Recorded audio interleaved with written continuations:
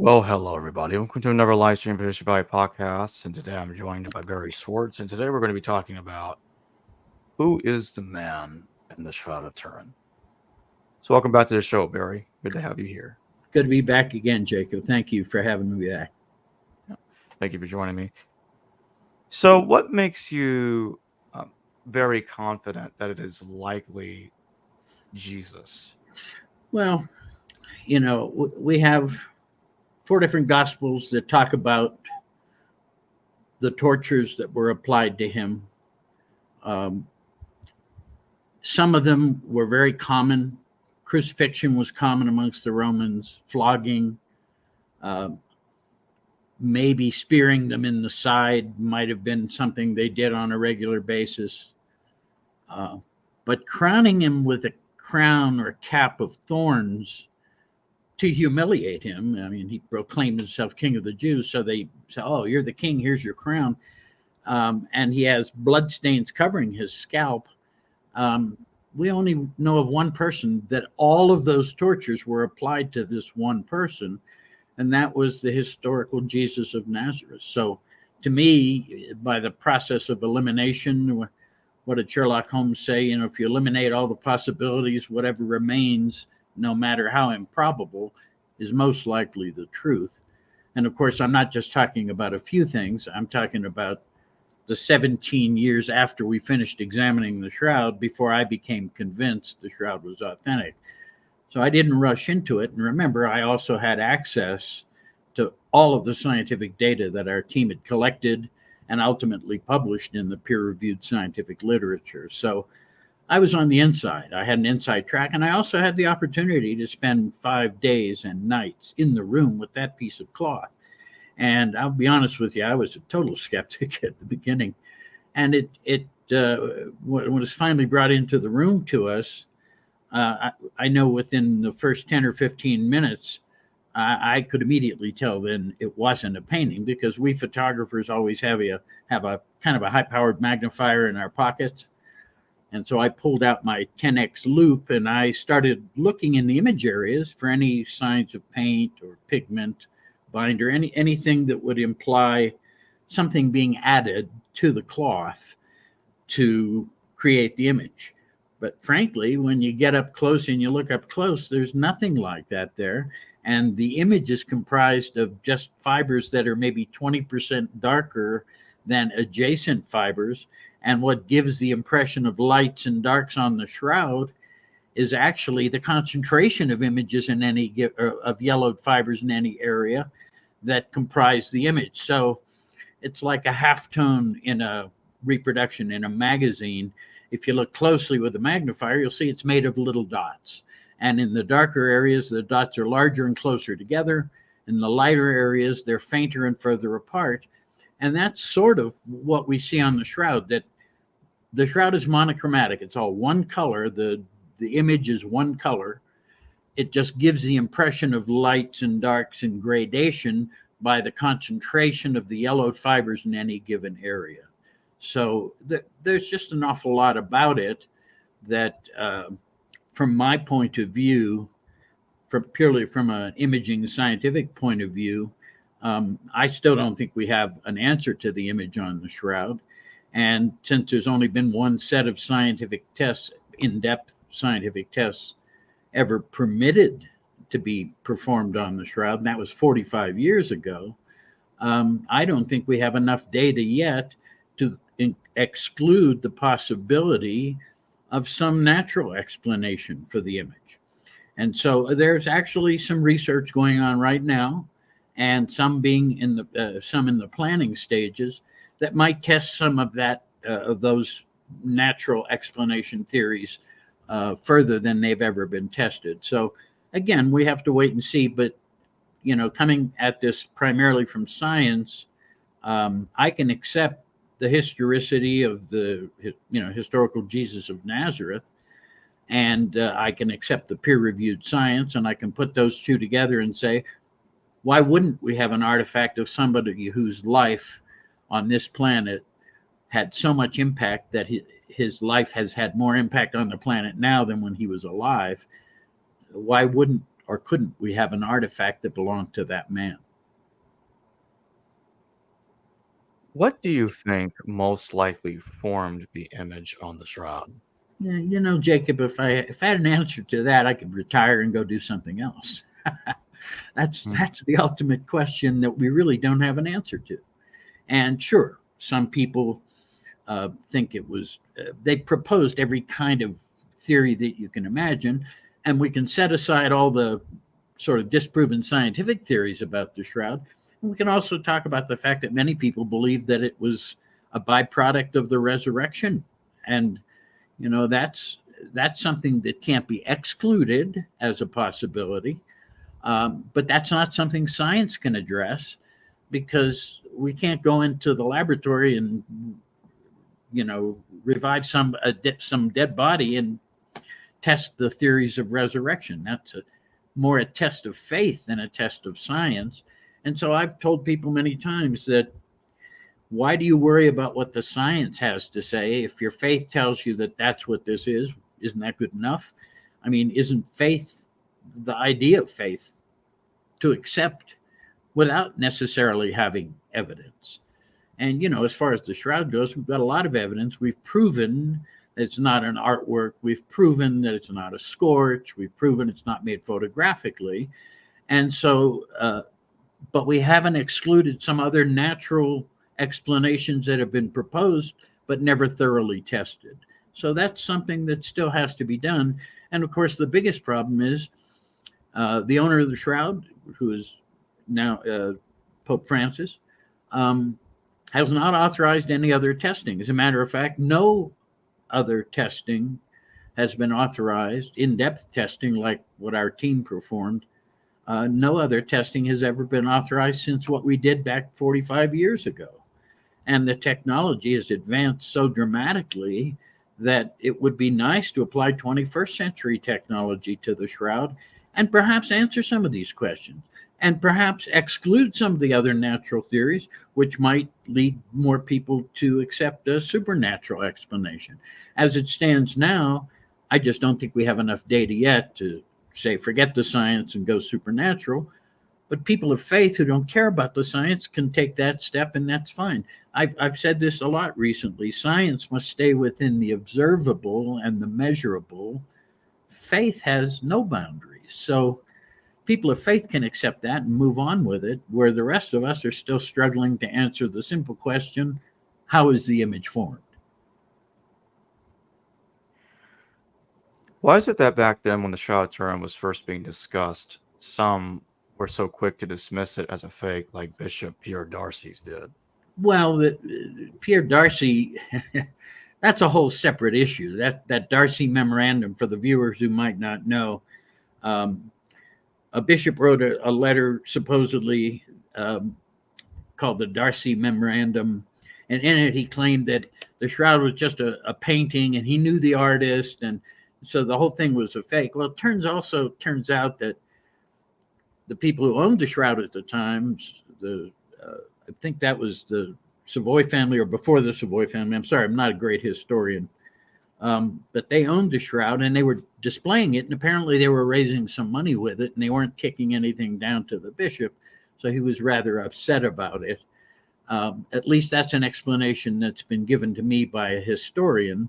But it turns out that although it was claimed to have been sent to the Pope, there's no record of it in the Vatican. No signed copy of the Darcy Memorandum was ever found.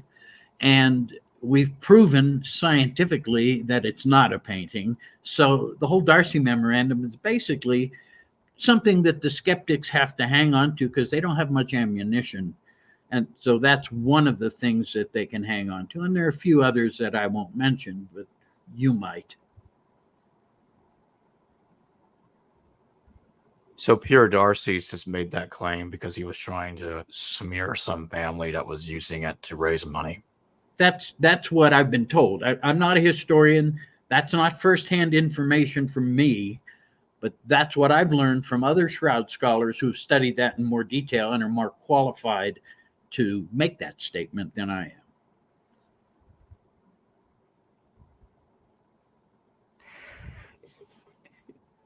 What do you? I know you're saying that you don't really know for sure what formed the image on the shroud. Do That's you true. have a current? Do you have a current opinion on where you lean towards right now Yeah, I after do. the evidence? In the natural world, one set of tests that have only shown some promise but haven't fully been fulfilled was the theory of Ray Rogers, lead chemist on the STIRP team from Los Alamos National Laboratories. And he had proposed there was a chemical reaction between the gases that start coming out of a dead body almost instantly, especially from the nose and mouth first, and eventually through all the pores. And because there was a starchy coating on the surface of the shroud, he felt that the amines, which are the gases that are come out of our body, reacted with the starchy layer surface, microscopic surface fibers on the shroud, and created the yellowing and discoloration that we see. He died before he could take it to the next step and test it with actual human cadavers. But more recently, Dr. Kelly Kearse, who is a biologist and DNA and blood expert, published a new paper. It's so recent that we haven't yet put it up on Shroud.com, where he took the work of Ray Rogers and went to the next step with it. And what he discovered in his experiments was yes, the outgassing can create an image, but not with the definition we see on the shroud. But when he did his series of tests over almost 3 years, he determined that there are effects from the direct contact with the skin that add to the resolution of the outgassing theory, or Maillard reaction, as Rogers referred to it as. And so we do have some new data that points in that direction and saying, well, maybe that's a possibility. It has never been thoroughly tested.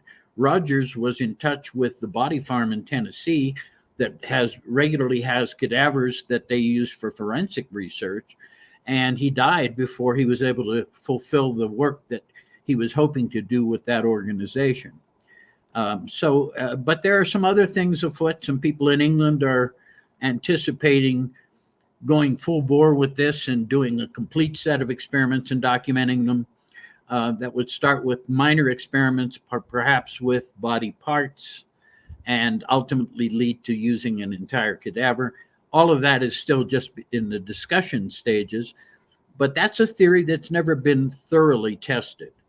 And so I think that that's one possibility from the natural explanation. And of course, supernatural explanations, all bets are off. You can pretty much hypothesize anything you want to, and who can argue with that?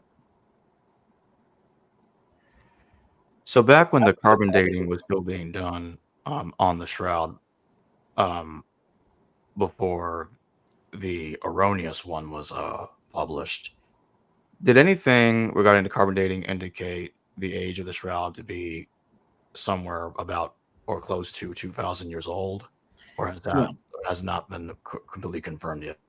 yeah, ostensibly, but not officially, there was one carbon dating test done. I don't remember the year now. I think it might have been in the 80s at some point. It was never published in any journal, and it was only reported anecdotally. But they tested a fiber and got one age at one end of the fiber and a dramatically different age at the other end of a fiber. Now, whether or not that actually happened, I can't say for certain, although it does appear that it did occur. But because it was never published anywhere in any credible peer-reviewed journal, it doesn't really count from a scientific point of view. The radiocarbon dating that was done in 1988, on the other hand, although it took 27 years to get our hands on the raw data, which normally is released right away, once we got hold of the raw data, we found all the things that were wrong with the radiocarbon dating, including the fact that they were excluding certain tests that they did, or they could never have reached the 95% certainty that they claimed. So they just kept discarding those that were outliers and keeping only those that sort of fit what they were looking for. So that's somewhat cooking the data. The other thing they did was this: the strip that was cut for radiocarbon dating in 88 did not have a consistent date throughout the strip, as one might expect if you're dealing with a single piece of linen. In fact, what it had was a gradient of dates running the entire length of the strip, so that anywhere on that strip that you did a test, you got a different date. So normally you would say, well, we have a control sample taken from somewhere else on the shroud that we could compare it to and see which of the dates along this strip might also be relevant elsewhere on the shroud. But they never took a control sample in 1988. So they just took all the dates and averaged them together, which is not good science. That's not the way you do it. And so that's how they came up with the 1260 to 1390 that they stuck on a blackboard with the exclamation point after it when they released their results. So there's now enough evidence, and I believe 5 peer-reviewed journal articles that completely challenge and disassemble the radiocarbon dating of the Shroud of Turin, with plenty of evidence now, supportive evidence, that the sample that they chose was the problem, not the process itself. The problem was they were handed a sample. They did not choose the sample. The labs did not select where to take the sample. That was handed to them. And consequently, what really happened in 1988 was a flawed, non-viable sample was chosen from an area that had been modified, manipulated, repaired, and was inhomogeneous. It was not consistent throughout the sample. So how can you know where on that sample references anywhere else on that cloth? So the radiocarbon data, it only took 30 years, but now even the media has reported that although they carbon dated it in 88, new evidence has shown that the sample they used was not a valid sample to age date that cloth. And that's the truth. That's exactly what happened. Why do you think that the Catholic Church does not want people to continue to study the shroud scientifically? Jacob, you're asking a Jewish guy to speak for the Catholic Church? Okay, I will. Look, I can only speak as an observer for these last 45 years. And, I'm sure that their concern is in preserving it. That's obviously always been a consideration, and even more so as science has determined a lot more about it. But I also think that it serves the church's purpose best to remain a mystery. Just let it be a mystery and let people wonder about it. I mean, what if we were to prove it was authentic? Would that dramatically alter the world? Probably not.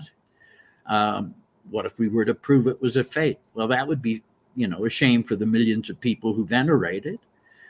But I know a bunch of skeptics that would be excited. So, there are people who have their own sort of underlying motives for their involvement with the Shroud. And, when I came into this, when they first asked me to be on this team, I said no, because I didn't want to get involved with a religious thing.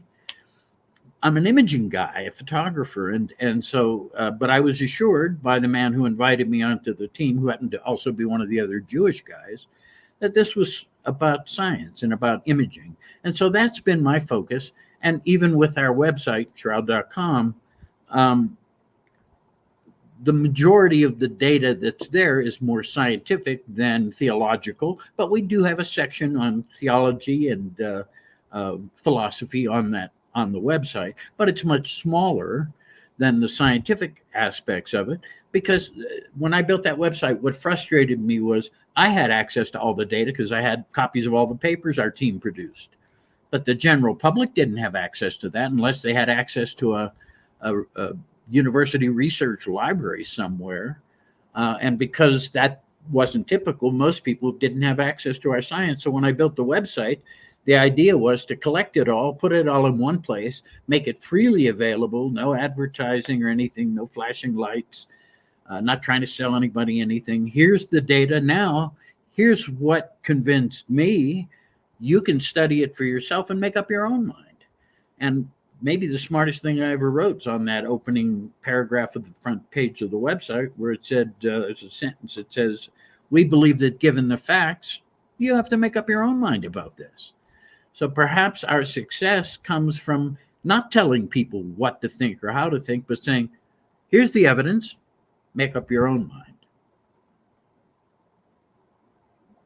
Does the shroud reveal any additional details about what Jesus suffered during the crucifixion that the Gospels may have not talked about?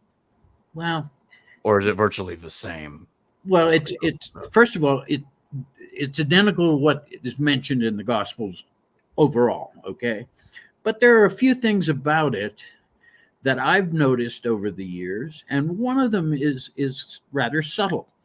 Now, we've all seen depictions, like in Mel Gibson's movie, of them scourging Jesus and they shredded his back. But in reality, if you're standing behind somebody with a whip and you take just a baby step closer to that person, the thongs of that whip are going to come around and they're going to hit the front of the body as well. Now, I've never seen any Christian art depicting the front of Jesus scourged. But if you look at the shroud image, you'll see he's got scourge marks down the whole front of his body as well as the back of his body. So that's actually more realistic than any interpretive Christian artwork that has depicted that event. And so it's more forensically accurate on the shroud than what artists have depicted over the years. That's part of the explanation why I know it's not an artwork. It's way too accurate to be an artwork.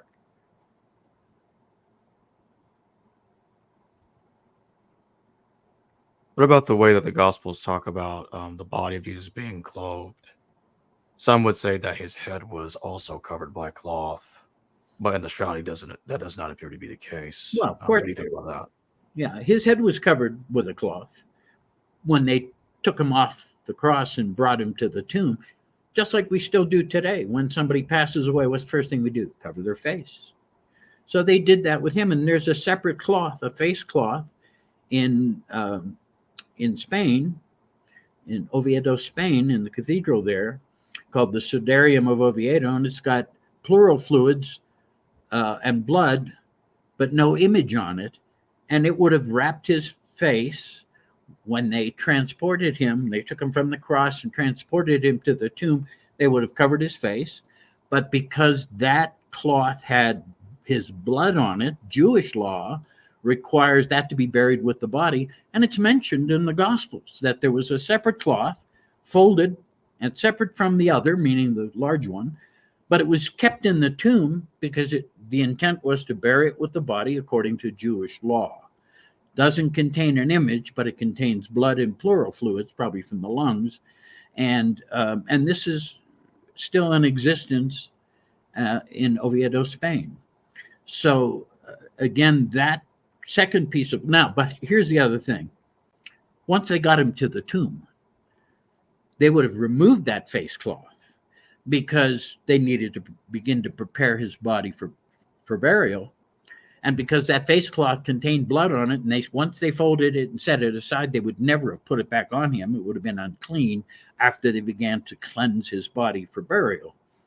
So it makes sense, and it's mentioned in the Gospel. So we know that there was a second cloth, that it was folded and separate from the other, and that was ostensibly the face cloth that we have in Oviedo, Spain today, that when they overlap the stains on that cloth with the man of the shroud, it's perfect for his nose and mouth.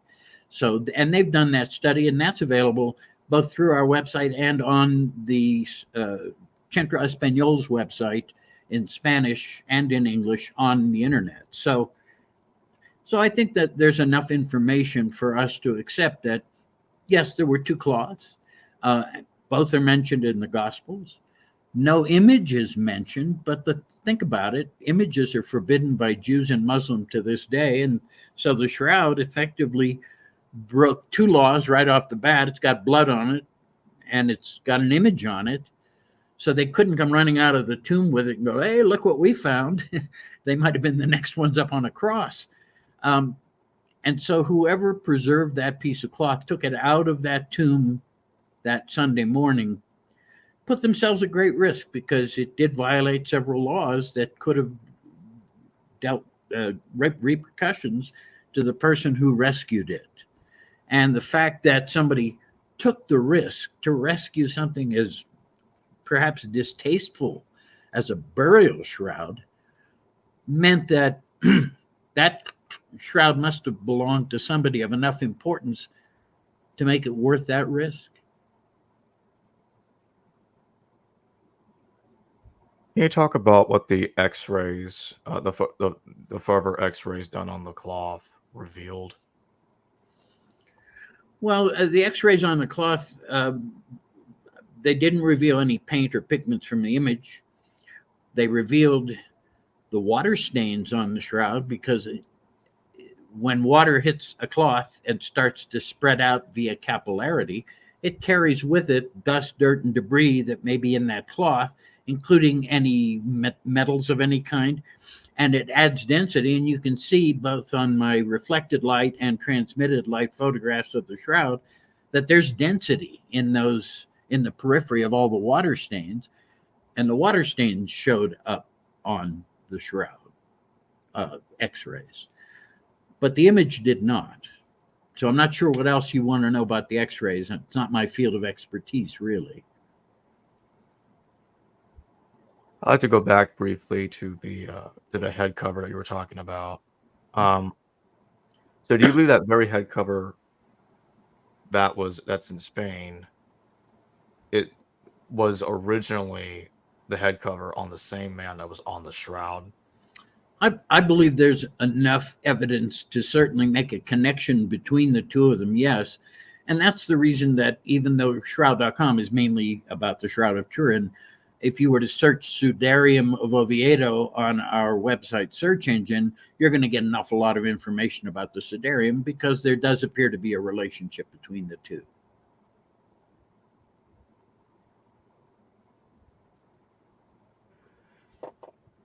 And what would you say are the most significant parallels that you would say are the most significant parallels between the wounds of the man on the shroud and the crucifixion of Jesus described in the Gospels?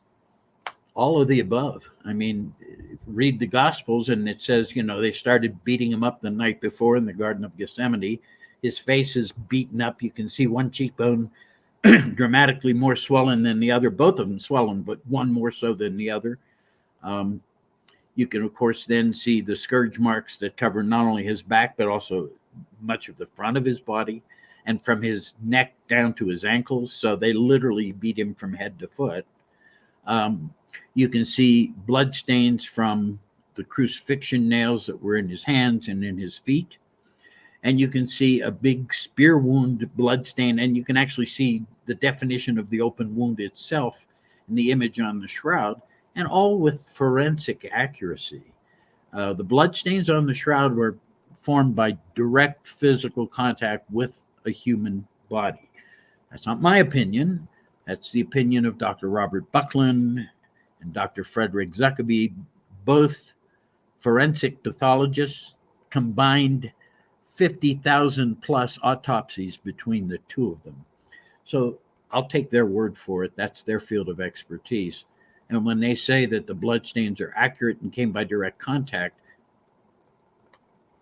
that tells me what I surmised anyway. They don't look like they were painted on after the fact.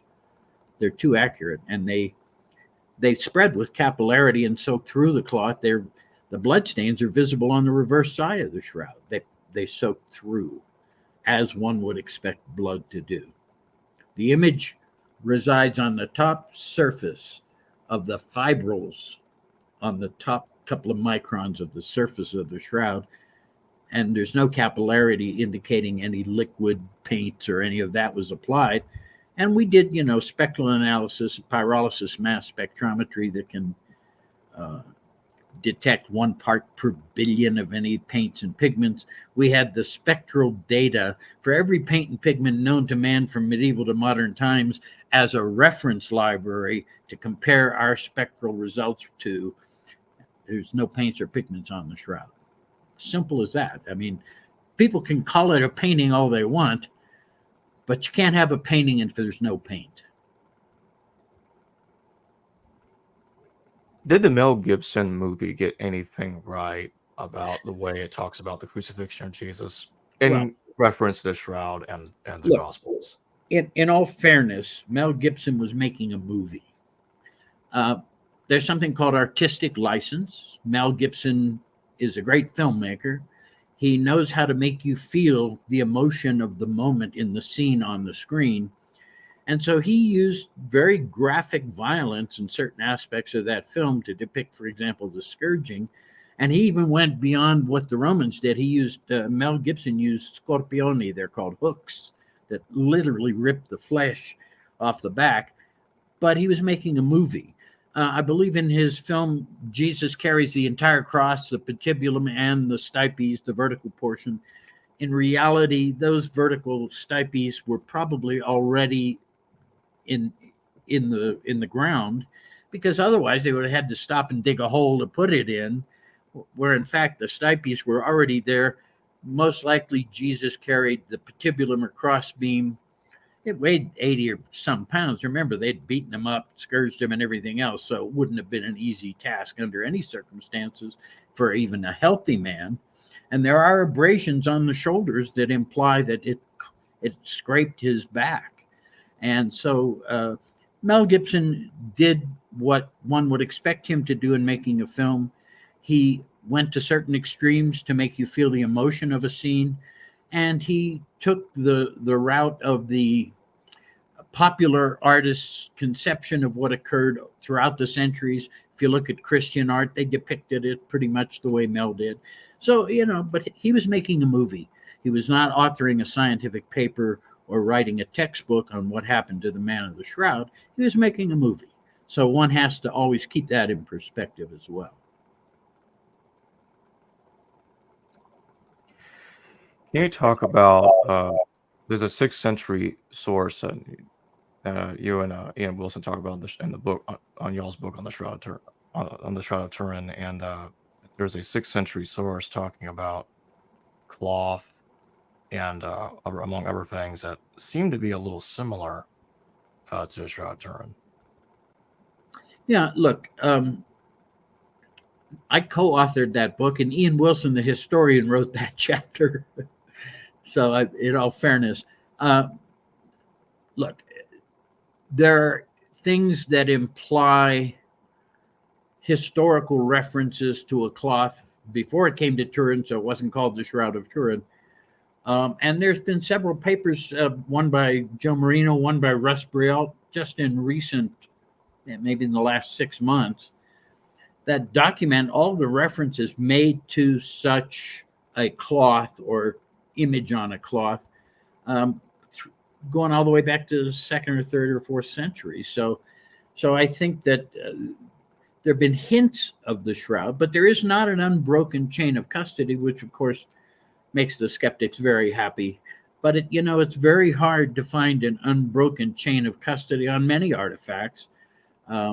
Look, if the man of the Shroud were depicting any other human being that ever lived on this planet other than Jesus Christ, there wouldn't even be any skeptics. The fact that it's Jesus, who happens to be the figurehead, if you will, of the Christian faith, and if that doesn't fit your worldview, then you've got to deny it. I mean, I understand that. I mean, most of the skeptics that I've dealt with are avowed atheists. And so anything that might point towards the validity of religion or faith or theology, something that they have to challenge, because what if they're wrong? Now their whole worldview has to change. Nobody likes that. So they have to deny it. And I understand that. But they also don't like to talk to me anymore, because I can quote all the science, and all they've got is the Darcy Memorandum and Walter McCrone. So they've stopped debating with me, because I base my beliefs on the evidence of direct physical examination of that piece of cloth, not reading somebody else's book, not looking at somebody else's photographs. These eyes looked at that cloth for 5 days and nights. these hands touched that cloth. Sadly, I left my DNA on it in 1978. None of us understood we were leaving our DNA everywhere.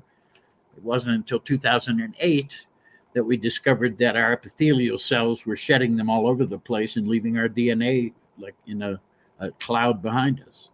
So any of us who have been in direct contact with that cloth have left our DNA on it. So certain tests aren't going to be valid because I happen to be a long-haired Jewish guy like the man of the Shroud, and my DNA is on that cloth somewhere. So there's some tests that, that are not going to prove as valuable when testing the Shroud as we're used to seeing in our television crime dramas where DNA solves a mystery in 43 minutes. That doesn't happen so much in the real world. And in my closing question, when you looked at the Shroud of Turin, did you see iconographic parallels with ancient depictions of Jesus when you compared them? When I was in the room with the Shroud of Turin, I had nowhere near the knowledge base that I have today. So no, I didn't think about iconographic anything. I was just thinking about getting my exposed film back through airports without the X-ray machines damaging it. And so my motives and my way of thinking back in those days was to preserve the 120 rolls of film that I shot and the 120 sheets of film that I shot, to make sure that that I could get them back here to the United States and get them processed professionally by a lab that allowed me control over the film. And so my big concern was getting enough lead-lined bags so I could put all my exposed film in lead-lined bags and bring it back through the airports without it being destroyed. Well, thank you for joining me today, Barrie. My pleasure. Thank you for having me, Jacob. I hope I answered your questions. You got a bunch of good ones this time. Well, thank you. I thought you answered my questions well. Thank you. Hello viewers, thanks for watching this video from the History Valley YouTube channel. Please don't forget to subscribe and hit the notification bell. And if any of you wish to further support this channel, please consider checking out this channel's Patreon page and becoming a patron, and or donate through PayPal or through Super Chat during a live stream. Thank you.